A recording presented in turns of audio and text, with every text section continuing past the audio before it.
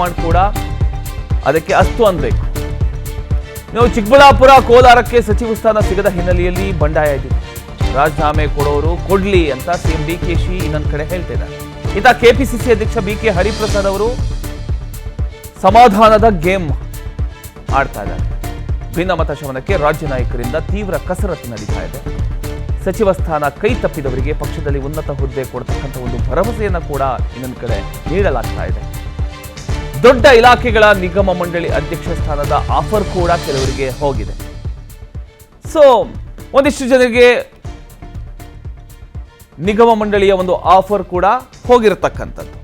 ಇನ್ನೊಂದು ಕಡೆ ಬಿಕೆ ಹರಿಪ್ರಸಾದ್ ಅವರು, ಕೆಪಿಸಿಸಿ ಅಧ್ಯಕ್ಷರಾಗಿರತಕ್ಕಂಥ ಹರಿಪ್ರಸಾದ್ ಅವರು ಸಮಾಧಾನ ಮಾಡುವಂತಹ ಒಂದು ಪ್ರಯತ್ನಕ್ಕೂ ಕೂಡ ಮುಂದಾಗಿದ್ದಾರೆ.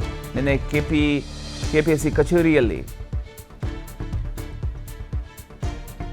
ಒಂದು ಸಮಾಧಾನ ಮಾಡುವಂತಹ ಕಾರ್ಯ ನಡೆಯಿತು.